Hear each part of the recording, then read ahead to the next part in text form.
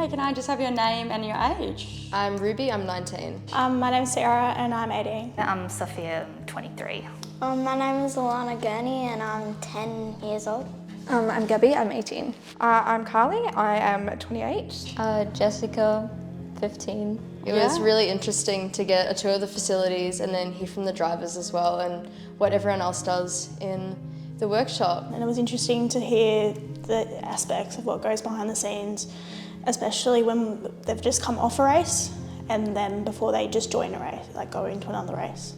Just I guess getting to hear all the different roles and the people and what they're responsible for, because it's a lot. Yes, definitely a lot. So I have always been involved in motorsport with my dad. Grew up watching it. I grew up watching supercars and Formula One.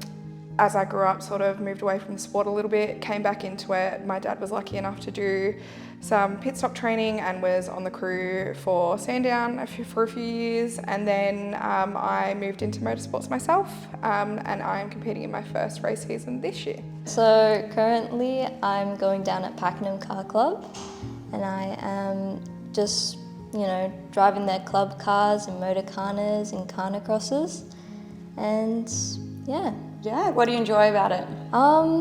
Well, I don't really enjoy the motorcarnas. I much prefer the carnacrosses because I can actually go around a little track and everything. Yeah. So what's your favourite thing about go-karting? The speed. The speed? Passing people, beating the boys. Yeah, beating the boys.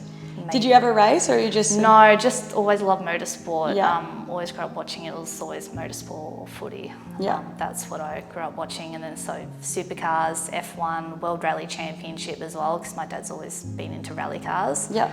I'm part of a car club, like I'm on the committee of the car club. Amazing. So right now we're trying to plan events and things like that, but we do track days as well. So Formula Society of Automotive Engineers. Amazing. So it's a university teams build a car and like a formula style car and race against each other. It's not really open wheel racing, it's more sort of time based and how the car can move.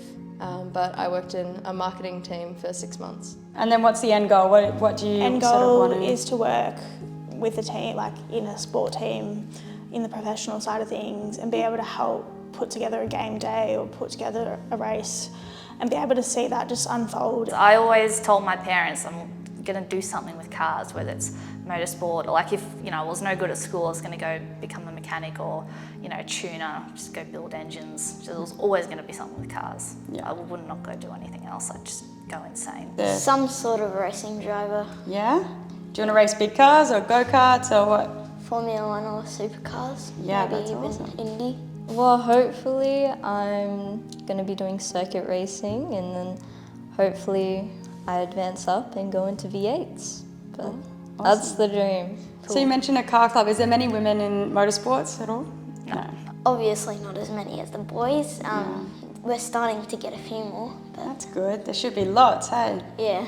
I remember when I was very little watching, the only women that you'd see on the TV were the grid girls. Yeah. That was it. There was no one in the garages, there was no one in the pits, there was certainly no drivers, no one. So what do you think about now? It's getting better, like we've come a long way, but I think we still have a long way to go. Do you have any advice for young women or young girls coming through the programs, wanting to be a driver in motorsports? Obviously, we're a little bit in the minority. Any words of advice for them?